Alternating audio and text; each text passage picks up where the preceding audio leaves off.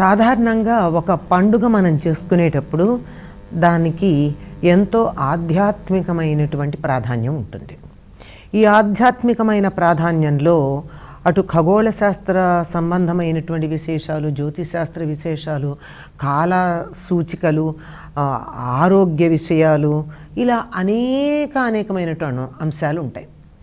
ఎప్పుడైతే ఆధ్యాత్మికంగా మనం ఆచరించవలసిన విధులు ఏవైతే ఉంటాయో అవి పండగ నాడు ఆచరిస్తూ ఉంటే దానికన్నా ముందు రోజుని భోగి అని భోగానికి అనుకూలంగా ఉండే కార్యక్రమాలు నిర్వర్తించుకోవడానికి చేస్తారు.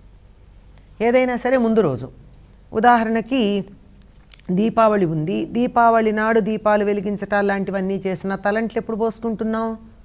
నరక చతుర్దశి రోజున తలంట్లు పోసుకోవడం, పిండి వంటలు చేసుకోవడం, ఇలాంటివన్నీ కొత్త బట్టలు కట్టుకోవడం చేస్తాం. అట్లాగే ముందు రోజు భోగి. అందుకని ఈ భోగాలు అనుభవించేటటువంటి రోజు అనే అర్థంలో సంక్రాంతి అంటే సూర్యుడు మకర రాశిని పొందేటటువంటి రోజు. సంక్రమణము అంటే పొందుట అని అర్థం. సూర్యుడు మకర రాశిలో చేరేటటువంటి రోజుని మకర సంక్రాంతి అంటే దానితో ధనుస్సు అయిపోయింది.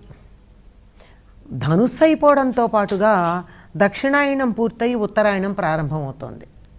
కనుక దానికి సంకేతంగా ఉండేటటువంటి మకర సంక్రమణానికి ముందు రోజుని మనం భోగిగా అనుకుని దానికి సంబంధించినటువంటి అనేక విధి విధానాలు పాటిస్తాం. నిజం చెప్పాలంటే ఇంట్లో పెద్దవాళ్ళు తప్ప పిల్లలకి వాళ్ళకి సంక్రాంతి నాడు చేసేదేం ఉండదు.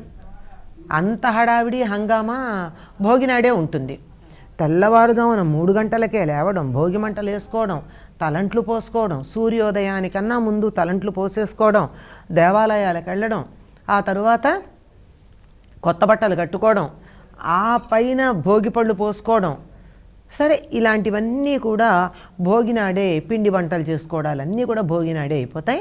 ఇలా భోగానికి సంబంధించింది అనే అర్థంతో పాటుగా ఇంకొకటి ఏమిటంటే ఈరోజు పాతాళాన్ని పరిపాలిస్తూ ఉండేటటువంటి బలిచక్రవర్తి భూమి మీదకు వచ్చి ఇవాళ మర్నాడు ఆ మర్నాడు 3 రోజులు భూమిని పరిపాలిస్తాట.